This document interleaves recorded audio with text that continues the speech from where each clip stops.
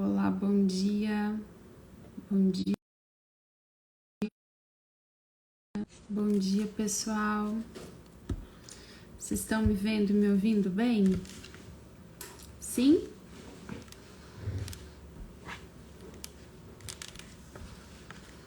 Tudo certo com vocês?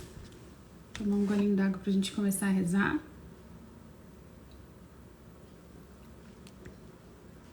Sim, Fê? Então tá. Bora rezar então, meu povo. Bom dia, Fê. As duas, Fê. Vamos começar a rezar então? Pedindo ao Senhor a graça dele na nossa vida, o socorro dele na nossa semana. Já no finzinho da nossa quaresma, né? Domingo que vem já é domingo de Ramos e a gente já tá aí na reta final da nossa quaresma. Bora rezar então, pelo sinal da Santa Cruz, livrai-nos Deus nosso Senhor dos nossos inimigos, em nome do Pai, do Filho e do Espírito Santo. Amém.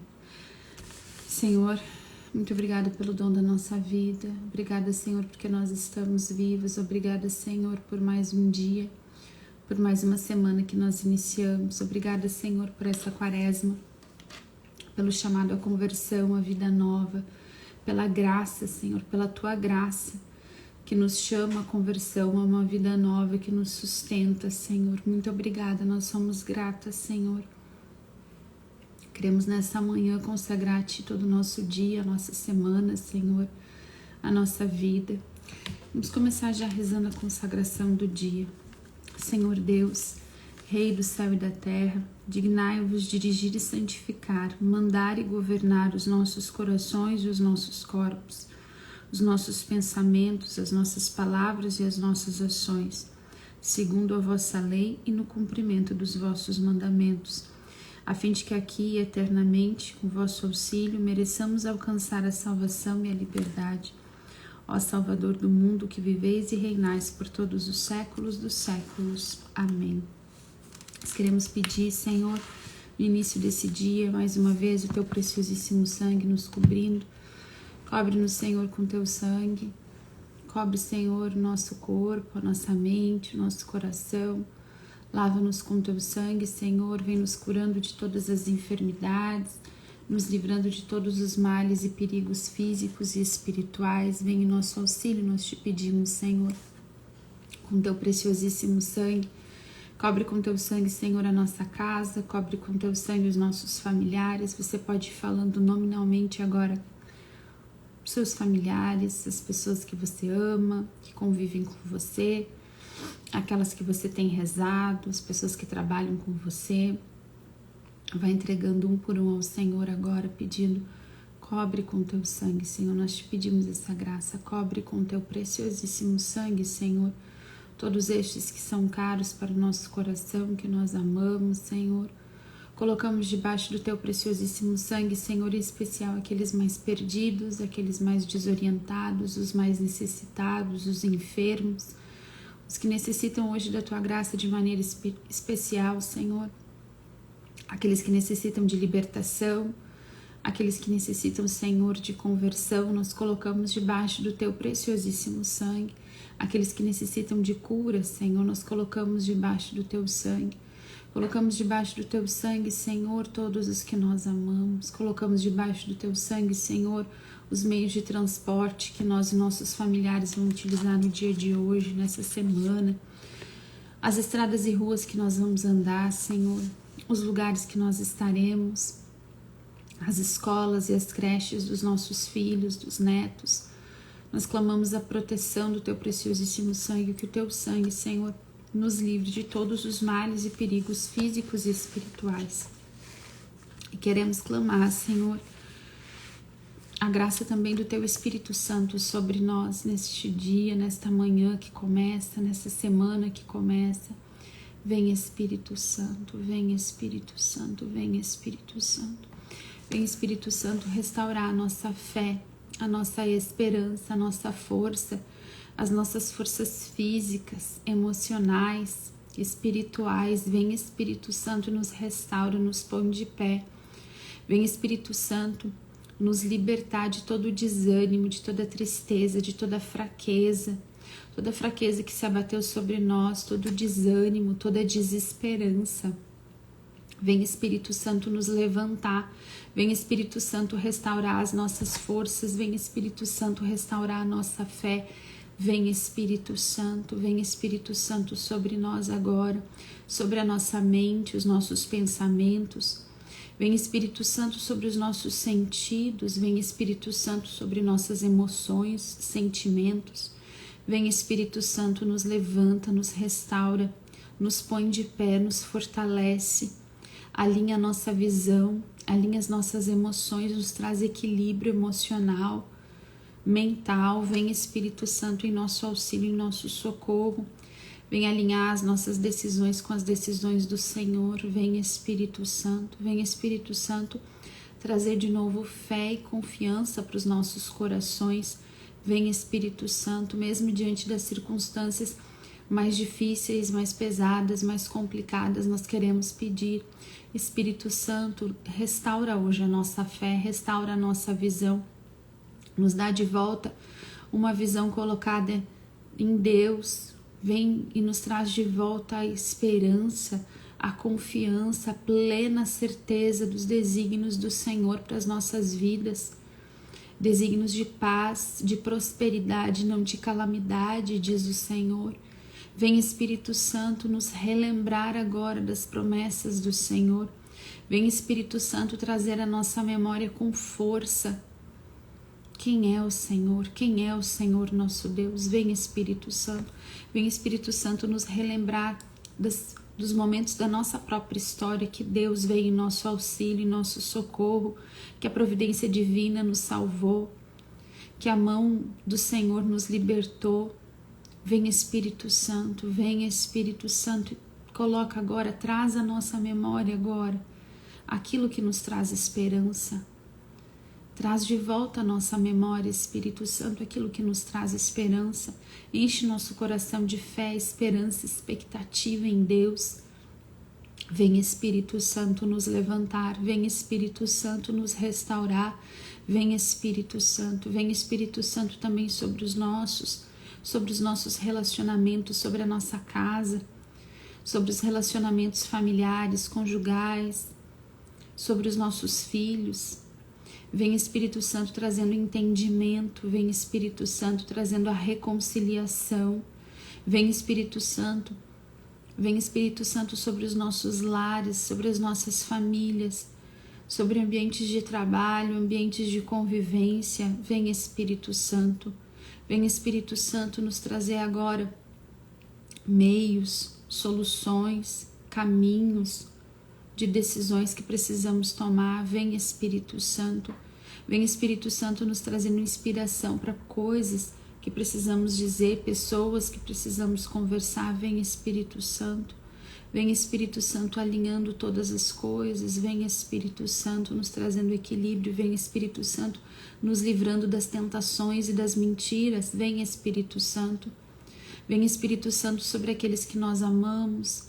Vem Espírito Santo sobre os perdidos da nossa família, a começar por nós. Vem Espírito Santo, aqueles que têm o coração endurecido, enraivecido.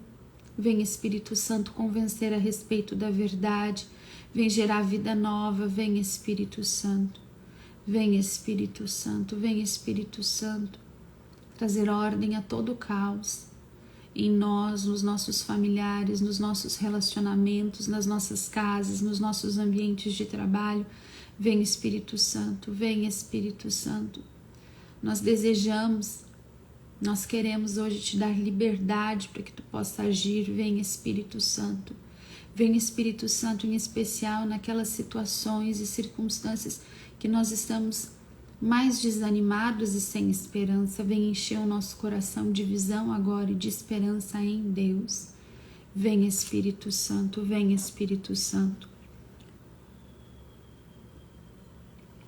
Quero trazer um trechinho da oração de Sara agora, a prece de Sara que está em Tobias 3, no momento que Sara perde mais um dos seus maridos, que é assassinado por Asmodeu, ela que vivia debaixo de uma maldição terrível. E ela é humilhada ainda, né, por uma serva. Ela já tá na dor, no luto, na humilhação, no trauma, né? E ainda ela é ofendida, né, por uma de suas servas, dizendo que é ela mesma que mata os maridos dela, né? E ela é atormentada por esse demônio, né? A vida dela tá um caos, né? Há muito tempo já. E ela faz uma prece para Deus: volto-me para vós, ó Senhor, para vós levanto os meus olhos. E aí no versículo 20, Tobias 3, 20, diz assim: não está nas mãos do homem penetrar os vossos desígnios, mas todo aquele que vos honra tenha certeza de que sua vida, se for provada, será coroada, que depois da tribulação haverá libertação, e que se houver castigo, haverá também acesso à vossa misericórdia, porque vós não vos comprazeis em nossa perda. Após a tempestade mandais a bonança, depois das lágrimas e dos gemidos derramais a alegria. Ó Deus de Israel, que vosso nome seja eternamente bendito. Olha que linda essa oração de Sara, né? É uma oração para levantar os nossos olhos de novo para Deus, né? Não está nas mãos do homem penetrar os vossos desígnios. Quantas vezes nós questionamos os desígnios de Deus, né? As coisas que estão acontecendo na nossa vida, os caminhos que as coisas estão andando. Às vezes a gente questiona até se a gente tomou as decisões corretas, né? Se a gente tomou a decisão correta lá no começo das coisas.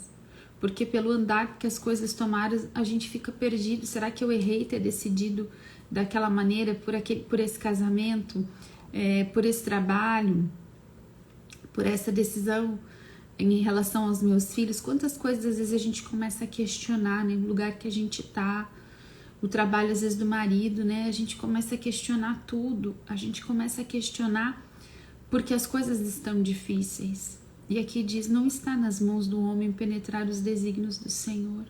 Isso não está nas nossas mãos. Não tem por que a gente ficar perguntando para Deus por quê. Por que que está acontecendo? Por que que tomou esse caminho? Por que que é assim? Por que que eu estou passando por isso? Não está nas nossas mãos penetrar nos desígnios do Senhor. Mas todo aquele que honra o Senhor pode ter a certeza, né? De que sua vida, se for provada, será coroada.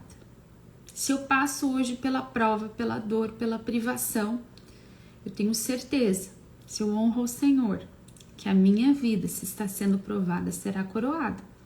Que depois da tribulação haverá libertação. Você sabe disso? Você crê nisso ainda? Que depois dessa tribulação haverá libertação?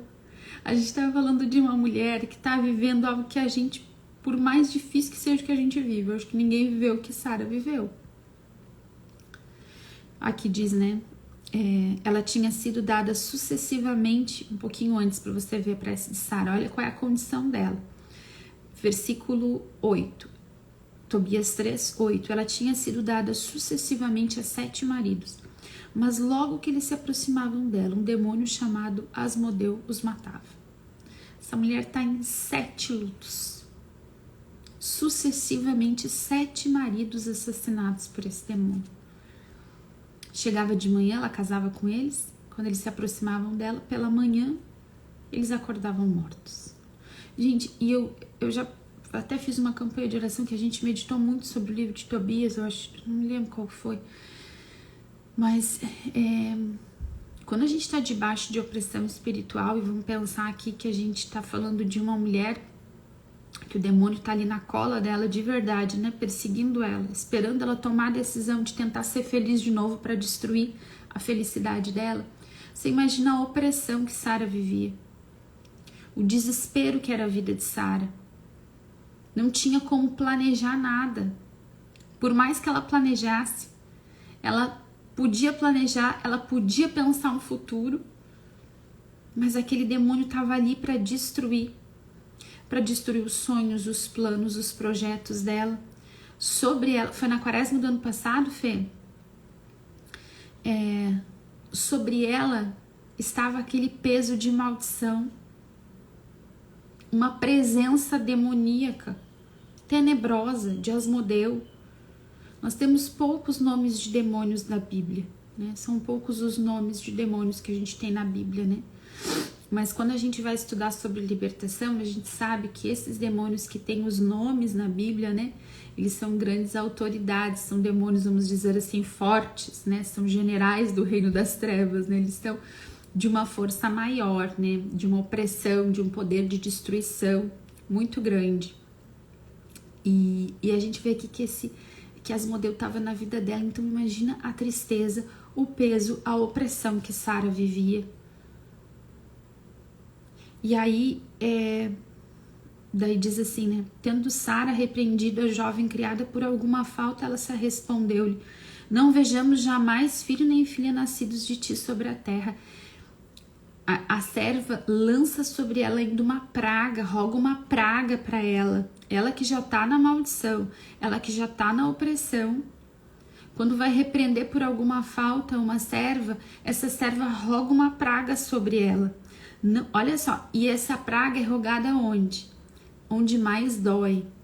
Quando a gente está sofrendo por alguma coisa, quando a gente está humilhado, quando o diabo está pisando na vida da gente, às vezes numa área, né? Ou quando a gente está vivendo uma área ali de opressão, verdadeiramente de opressão. Lembra que eu falei semana passada que a gente vai ser atacado onde mais dói, onde a gente é mais frágil, né? Onde que ela vai ser machucada aqui? Justo no sonho dela. Qual é o sonho de Sara? Casar e ser feliz, ter uma família. Que pelo menos seus maridos não morram ao amanhecer. Eu acho que aqui Sara já não queria nem... Ela só queria que os maridos não morressem. O que tem de errado comigo? O que tem de errado comigo? Que comigo... Gente, não é uma coisa... Sabe? Às vezes a gente pensa assim... Com todo mundo dá certo, só comigo que dá errado. Né? Quantas vezes a gente fica questionando os desígnios de Deus e a gente vai sair da boca dessa mulher que a gente não questiona o desígnio de Deus. Não cabe a gente perguntar a Deus por que isso está acontecendo comigo. Uma mulher que 7 maridos morreram ao amanhecer da noite de núpcias. Com certeza só o que ela queria aqui era poder seguir a vida dela. Casar, ter filhos. Seguir a ordem natural das coisas. E aí o que acontece? Ela vai lá repreender no dia a dia dela, na circunstância cotidiana e diária, que é onde acontecem as nossas lutas. Uma serva, uma jovem criada ali da família diz, né?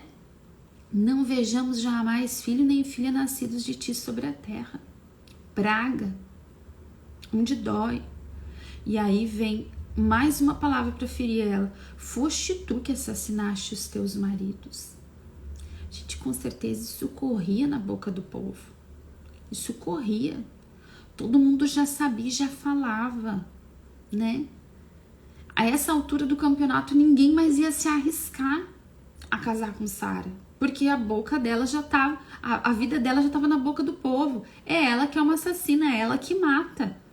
Hora que vai ser um demônio que mata. Ninguém sabia disso, a gente sabe, porque tá lendo o texto. Mas para as pessoas, o natural era pensar... Se casavam com ela, anoiteciam com ela, amanheciam mortos, o que o povo ia pensar? Que era ela, que era assassina. Que ela que era uma psicopata que estava matando os maridos. Queres porventura matar-me como mataste todos os 7? Que criada, hein? Foi ali usada a mensageira do inimigo para humilhar a Sara. Para humilhar a Sara na dor dela. Gente, quando a gente tá vivendo na tribulação, a gente, às vezes, né, nesse cotidiano da nossa vida, no dia a dia, você tá lá vivendo sua vida, a coisa já não tá boa. Você tá ali debaixo da tribulação, nas dificuldades, e ainda tem esses enviados aqui, né, para fazer doer onde mais dói na gente. Para fazer doer onde mais dói. E aí o que diz, né? Ouvindo isso, Sara subiu ao seu quarto e lá ficou 3 dias completos, sem comer e sem beber. Olha só, Sara chegou no limite dela, da tristeza, da depressão, do desespero, da desesperança. E ela foi para onde? Ela foi para o quarto de oração. Ela foi para o jejum e para a oração. Por que a gente sabe que ela está orando? Porque no versículo 11 diz: e, orando com fervor, ela suplicava a Deus, chorando, que a livrasse desta humilhação. Gente, olha só. Eita, que Sara nos ensina tanto. Olha só. No auge da dor, do desespero, da humilhação, para onde Sara vai? Ela vai orar. E ela não vai orar de qualquer maneira. Orando com fervor, ela suplicava a Deus que a livrasse. Sabe, às vezes, quando a gente está na tribulação, na dor, na humilhação, a gente é atingido ainda assim, parece que aquele dardo do inimigo bem no lugar onde mais dói, que foi o que aconteceu aqui com Sara. Quantas vezes a gente começa a fazer justamente o oposto do que Sara fez?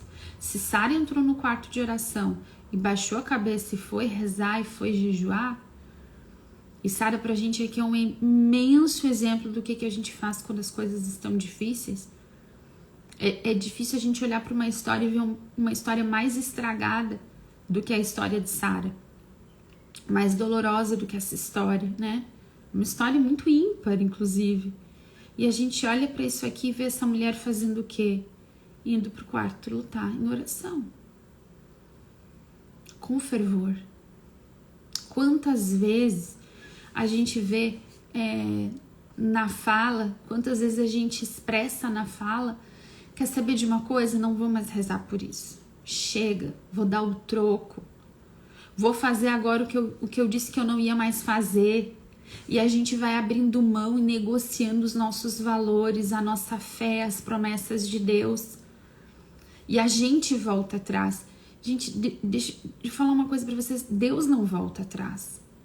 Deus não volta atrás. Aquilo que Deus abençoou, Ele vai continuar abençoando conosco na nossa vida. Deus não volta atrás. Deus nos ama. Deus, Ele sempre está disposto a nos perdoar, a endireitar os nossos caminhos, a nos abençoar, a abençoar as pessoas por meio da nossa oração, a mudar as coisas, a mudar destinos por meio da nossa oração. Deus não muda. Promessas que Deus nos fez, Deus vai cumprir. Nós é que geralmente desistimos no meio do caminho e do processo. Nós é que deixamos de acreditar, e muitas vezes nós deixamos de acreditar porque nós não conhecemos a Deus. Porque a nossa fé não está firmada em Deus, em Jesus, mas está firmada nas circunstâncias, no andar da carruagem. Conforme as coisas andam, eu creio. Não é assim às vezes? E eu nem tô falando de verdade, assim, eu sei que às vezes tem coisas que são tão difíceis e a gente tá sofrendo há tantos anos, são coisas que vão macerando tanto o nosso coração, né? Que não é por qualquer coisa, mas é por um cansaço às vezes. Só que, sabe, às vezes a gente tá justamente depositando a nossa fé em ver alguma coisa mudar. E a nossa fé tem que estar em Deus, não em ver alguma coisa mudar, para que a gente tenha uma sobrevida espiritual, uma sobrevida de fé. A nossa fé, o que é fé? A fé é fundamento da esperança, diz Hebreus 11, né? Versículo 1. É uma certeza a respeito daquilo que não se vê. É uma certeza a respeito daquilo que não se vê. Onde está a tua fé? Em quem está depositada a tua fé, a tua esperança? Naquilo que você quer ver? Fé é crer sem ver. É andar sem enxergar. É a esperança de receber. Eu espero no que eu não vejo, mas eu creio. São Paulo também diz, né? Nós não andamos na visão. Andamos na fé no Filho de Deus. Esse é o chamado do cristão. Sabe, quando as coisas estão difíceis,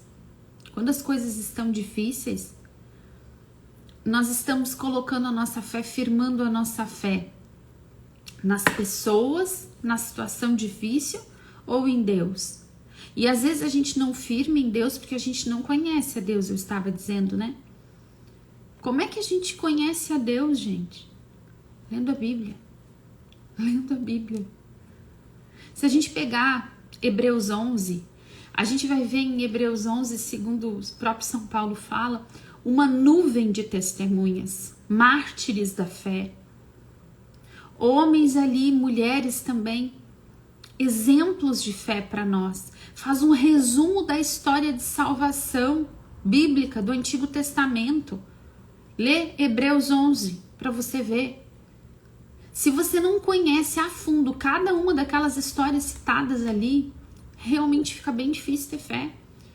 Porque a nossa fé precisa ser alimentada pelo conhecimento de Deus. Eu creio porque Deus faz. E como que eu sei que Deus faz? Porque está escrito que Deus fez. Está escrito que Deus fez. Quando as coisas estão difíceis para mim, quando eu estou diante de um gigante, de um problema gigante que não tem resolução, que está me humilhando, que é muito maior do que eu vou lembrar de quem? Eu vou lembrar do Deus de Davi. Não de Davi, do Deus de Davi. Do Deus que deu força, sabedoria e conhecimento para Davi, coragem para Davi enfrentar Golias. Deus deu tudo isso para Davi enfrentar Golias, Deus vai me dar também. Se as coisas estão difíceis, se é sempre tempo de seca, de falta, eu vou lembrar do Deus de Elias, que disse, vou fazer chover sobre a terra, vou mandar a bênção. O que Elias fez? Foi lá e orou, dobrou o joelho, se prostrou, até ver no céu um pequeno sinal, uma nuvem do tamanho da mão de um homem. Ele foi até ver a graça acontecer. Eu vou lembrar de Elias, do Deus de Elias. E eu vou fazer o quê? Eu vou me prostrar, vou rezar. Até quando? Até ver a graça acontecer. Gente, sem a gente ter um mínimo de conhecimento bíblico, um mínimo. Vou lembrar de Gedeão, da fé de Gedeão que estava escondido, humilhado. E o anjo do Senhor aparece para ele, chama ele de valente guerreiro, coragem. Vou lembrar de toda aquela história de Gedeão, de como que ele derrotou o inimigo, de como que Deus deu sabedoria, a força para ele derrotar o inimigo. O Deus de Gedeão, que nos possibilita vitórias diante de exércitos, diante de opressores. Mas se eu não leio, se eu não me aprofundo na minha fé, fica muito difícil. Porque eu não conheço esse Deus, eu preciso conhecer esse Deus para poder confiar nele. Eu preciso conhecer meu Jesus. Esse Jesus que passava, que tocava, que tinha misericórdia, que salvava e que continua sendo igual. Deus não muda, não há nele nem sombra de instabilidade ou de mudança. O nosso Deus é o mesmo ontem, hoje, sempre. Se ele fez na vida desses personagens todos bíblicos, ele fará na minha. Porque me ama, porque eu também sou povo eleito. Porque eu sou batizada, porque eu tenho essa graça, porque eu recebo Jesus, porque eu tenho feito escolhas pelo Senhor. E a palavra de Deus diz que todo aquele que vos honra tem certeza de que sua vida, se for provada, será coroada. Gente, Sara vai orar com fervor porque ela sabe para quem que ela está orando. Porque a fé dela não está depositada na circunstância de luto, de opressão que ela vivia. Se a fé dela estivesse depositada só nisso, acabou. Mas a fé dela estava depositada em quem? No Deus Todo-Poderoso. É por isso que ela vai para o quarto de oração e fica em jejum 3 dias, orando como? Com fervor. Com fervor. Coração dilacerado, humilhada, em desespero. Como ela estava. Mas ali ela orava com fervor, não com desânimo. Com fervor, com fervor. Ela suplicava a Deus chorando que a livrasse dessa humilhação. Ao 3º dia acabou sua oração, bendizendo o Senhor dessa forma. E aí ela começa a oração dela. E esse trechinho que eu li é um trechinho da oração de Sara. Não está nas mãos do homem penetrar os vossos desígnios. Não está nas mãos do homem penetrar os vossos desígnios. na hora da tribulação, na hora da fornalha ardente, na hora da cova dos leões. Todos esses momentos você pode estar passando por cada uma dessas contrariedades. Em quem você deposita a sua fé? Onde está depositada a sua fé? Você pergunta, por que comigo? Por que ainda não mudou? Eu vou parar de rezar. Eu vou fazer agora tudo diferente. Vou parar de confiar em Deus, vou parar de ir na igreja, vou parar de pedir. Gente, a gente não para. Como Elias, a gente não para até ver a graça acontecer. Até ver os sinais claros da graça acontecendo. O nosso papel não é questionar Deus, mas é lutar ao lado do Senhor e permanecer firme. Olha o que diz a palavra. Mas todo aquele que vos honra, tenha certeza de que sua vida, se for provada, será coroada.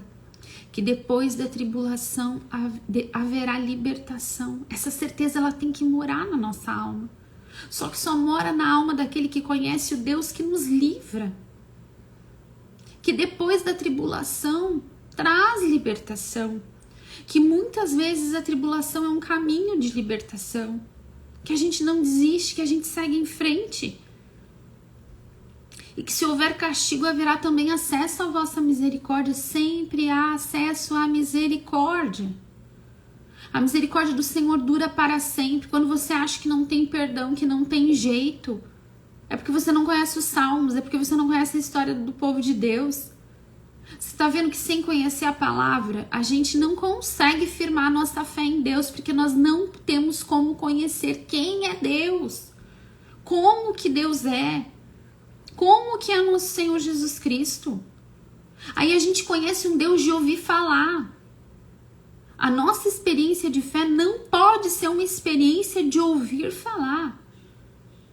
A Jéssica disse, o padre disse. Não, é uma experiência pessoal com Deus. Jó fala, né, lá no final da tribulação dele. Antes eu te conhecia de ouvir falar. Agora os meus próprios olhos te viram. Olha só, um homem justo, depois de toda a prova, ele pode dizer, os meus ouvidos tinham ouvido falar de ti, mas agora os meus olhos te viram. A nossa experiência de fé precisa ser íntima e pessoal com Deus, para que a nossa fé seja firmada em Deus, não no que as pessoas nos falam. Nós podemos começar o nosso caminho pelo que a gente ouviu falar. A gente vê lá, né, na samaritana, lá no poço. Ela tem a experiência com Jesus e ela sai para chamar os outros. E aí os homens vêm, né?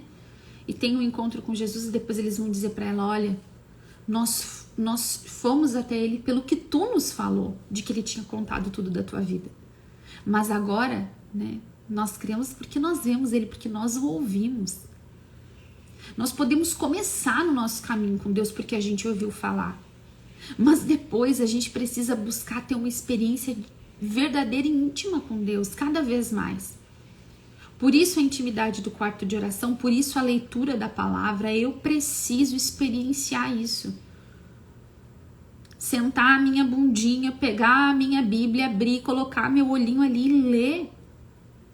E conhecer esse Deus. Deixar que Deus fale comigo através dessas histórias, desses personagens, e eu vou prestando atenção em como que Deus agiu ali. Qual foi o caminho que Deus usou, qual foi a pedagogia do Senhor naquela história, naquilo ali, e aí eu vou deixando, o meu coração vai se convencendo cada vez mais e vai conhecendo como que é Deus. Deus é fiel, Deus é justo, a sua misericórdia dura para sempre. Ele se compadece daquele que sofre. Ele não deseja o nosso descontentamento sem fim. A palavra do Senhor vai nos sustentar, vai nos apresentar quem é Deus. Não tem como a nossa fé, a gente querer ter uma fé fortalecida, se a gente não tem intimidade com Deus nesse sentido, se eu não conheço quem Deus é.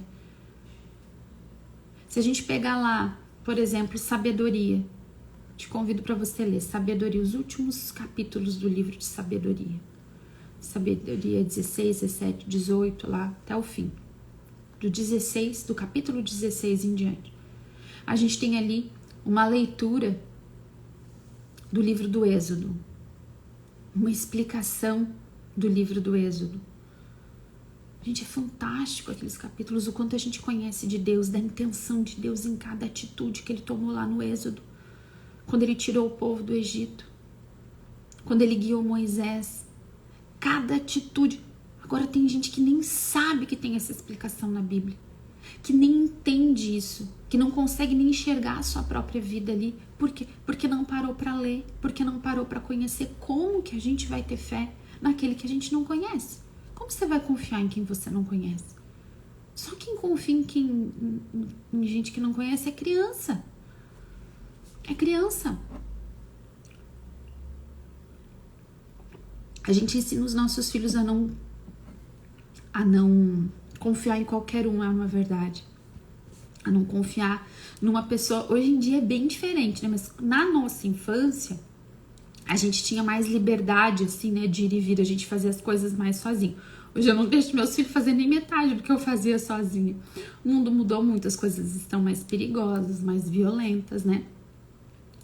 Mas a gente, e até hoje, né, óbvio que eu educo os meus filhos assim, mas a gente foi criado, eu acho, muito mais com isso, assim, de não confiar em estranho, não aceitar uma bala na rua de estranho, não aceitar um doce de estranho, não é assim? Às vezes a gente vê vídeos na internet de experimentos sociais, né, que mostram, assim, um estranho chegando e dizendo pra uma criancinha, fala primeiro com a mãe, né? Vamos fazer um experimento aqui, teu filho, quem é teu filho? Lá na praça, meu filho é aquele lá. Tá, a gente pode chegar nele e convidar ele para vir com a gente, vai ser esse um ator, né? Vai ser esse homem aqui, vocês já viram isso? E aí ele diz assim, ele vai chegar lá e ele vai chamar teu filho para sair daqui. Você acha que ele vai? Não, a mãe diz, de jeito nenhum. Eu sempre eduquei meu filho para não falar com estranhos. Meu filho não vai. Não, mas põe minha mão no fogo com meu filho. As mães tudo falam a mesma coisa. Aí o ator vai lá, né? A mãe se afasta, a criança tá brincando na pracinha, aí chega o ator pra criança e diz, olha só, eu tenho aqui um cachorrinho, eu tenho um monte de filhote de cachorrinho lá no meu carro, tu quer ir ver? A criança fala, eu quero! Né? E a mãe, chocada. Às vezes, né? E daí o que acontece, né? Aí eles vão lá, questionam a mãe, tudo, né? Mostram pra gente como que a gente tem que falar mais com os filhos pra não confiar em quem não conhece. Que aquele que quer se aproveitar de você vai te oferecer alguma coisa que você quer pra te colocar numa situação de perigo, de risco, pra se aproveitar de você. E sabe, às vezes a gente é tão bobo, a gente é tão infantil que a gente é assim. Qualquer um que nos oferece qualquer consolo, uma solução fácil, um docinho, um filhotinho, chega na gente e nos leva, nos convence. Por quê? Porque a gente não quer sofrer, a gente quer os benefícios. Pouco importa se eu não conheço, tá me oferecendo aqui uma coisa que parece boa, e é nessa que a gente entra em um monte de furada de doutrina, às vezes que não é cristã, de soluções que vão acabar com a nossa vida, de maus conselhos, de pessoas que às vezes a gente não conhece. Como que a gente confia? Decisões, a nossa saúde mental, a nossa saúde física, dos nossos filhos, sempre fazendo qualquer coisa, acreditando em coisa, em gente que a gente não conhece. A gente é tão imaturo a esse ponto. Para qualquer soluçãozinha rápida. E daí quando é com Deus, a coisa é bem diferente. Porque com Deus a gente faz um caminho de maturidade, de amadurecimento. E Deus não vai te dar docinho. Deus não vai te mostrar filhotinho. Ele quer se revelar Ele mesmo a você, quem Ele é. E agora, cada vez mais, é hora da gente crescer. Da gente ser madura o suficiente para buscar conhecer a Deus. Para na hora da tribulação ter a certeza que haverá libertação. Que eu tô na tempestade agora, mas haverá bonança. Por quê? Porque eu conheço o Deus que eu creio, eu conheço. Eu tenho buscado conhecer.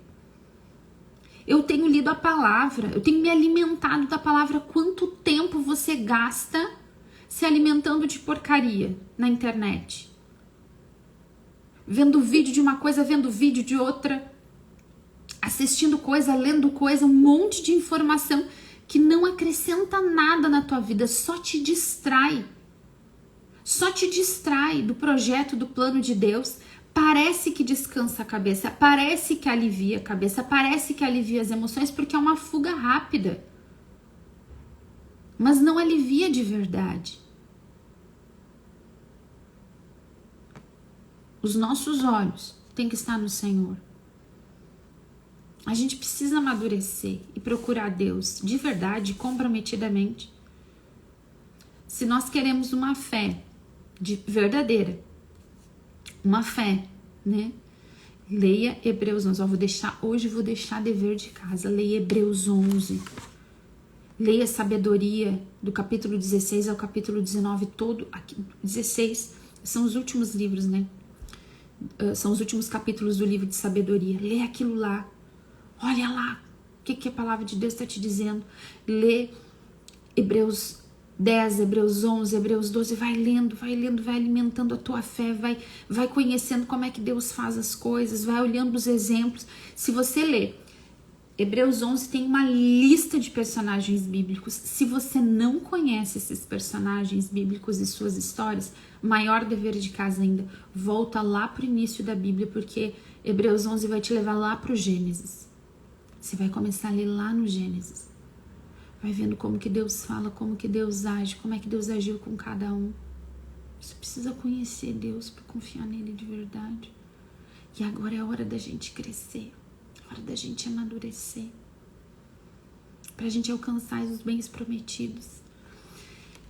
Eu vou rezar para a gente encerrar, mas aqui em Hebreus 11, deixa eu ver. Eu quero ler Hebreus 10, né, no versículo 35, diz assim: não percais esta convicção a qual está vinculada uma grande recompensa, pois vos é necessária a perseverança para fazer a vontade de Deus e alcançares os bens prometidos. Perseverar. Você não vai alcançar, você não vai conseguir fazer a vontade de Deus, nem alcançar os bens prometidos sem perseverança. Ainda um pouco de tempo, sem dúvida, bem pouco, que há de vir virá e não tardará. Meu justo viverá da fé, porém se ele desfalecer, meu coração já não se agradará dele. Hebreus 10, 39. Não somos absolutamente de perder o ânimo para a nossa ruína. Somos de manter a fé para a nossa salvação. Manter a fé para a nossa salvação. Se o seu coração andava desanimado, talvez o motivo do seu desânimo seja você mesma. Você que não consegue mudar, não consegue ser diferente. Tira o foco agora de você, tira o foco agora do problema, tira o foco agora da circunstância, da situação e coloca o teu foco em Deus. Deposita a tua esperança em Deus. Nós só podemos esperar dele. Nós não podemos esperar. De nós não podemos esperar. Nós nos decepcionamos a nós mesmas. Nós não podemos colocar a nossa fé, a nossa esperança, a nossa expectativa no nosso marido, na nossa mulher, nos nossos filhos, no patrão, no dinheiro, no cargo, no médico. Nada disso. Toda a nossa esperança, toda a nossa fé precisa estar no Senhor. No Senhor. E nós temos que manter essa fé para nossa salvação. É preciso perseverar. É preciso manter o ânimo. Para isso, gente, só intimidade com Deus. Só lendo a Bíblia. Para de gastar teu tempo com outras coisas. Às vezes a gente fica gastando tempo... Desculpa até o que eu vou falar agora, sabe? Mas é assim, ó. Às vezes a gente fica gastando tempo querendo ouvir pregação na internet, né? Coloco pregação, coloco coisa para ouvir. Eu faço bastante também, eu gosto de ouvir coisas. Só que assim, sem o meu momento de parar para ler a palavra e conhecer o Senhor, é só barulho, só barulho, só barulho. A edificação, ela tem que parar, assim, de ter... às vezes a nossa fé, ela é cheia de mensageiros, sabe? E a gente precisa ter um cara a cara com Deus, né? É o que eu estava falando antes, não pode ser só de ouvir falar. Não posso só ficar ouvindo as pregações. Eu preciso eu mesma buscar, eu mesma beber da fonte. Eu vou para a fonte, eu vou para a palavra. Ai, Jéssica, mas eu não entendo. Entende sim. Parem com essa coisa de não entendo. Não entende porque não lê. Senta a bunda e começa a ler. Você vai entender. É um livro que conta histórias. Você vai ler, você vai entender. Não tem como não. Tem coisas que são um pouco mais complicadas? Tem. Mas Deus nos capacita. Gente, Deus nos capacita. A gente tá tão acostumada com a papinha, com tudo mastigadinho, com tudo facinho, que quando a gente vai ler, a gente já não consegue mais. Ei, vai ler a Bíblia. Vai ler a palavra. Quando ficar com dúvida, vai lá pro site do Padre Paulo Ricardo. Escuta tudo que o Padre Paulo Ricardo fala, esclarecendo algumas coisas bíblicas. Você pode ir para lá para tirar sua dúvida se você ficar com alguma dúvida. Mas a gente não pode mais negligenciar a fonte. A fonte é a nossa intimidade com Deus. A fonte é a leitura da palavra. Eu preciso conhecer esse Deus. Eu preciso conhecer esse Deus. Se você tem muita dificuldade de entender, você vai pedir ao Espírito Santo que te traga o entendimento. Eu não tô falando para você interpretar, eu tô falando para você ler e entender aquela história. Entender esse movimento todo da salvação de Deus. Amém?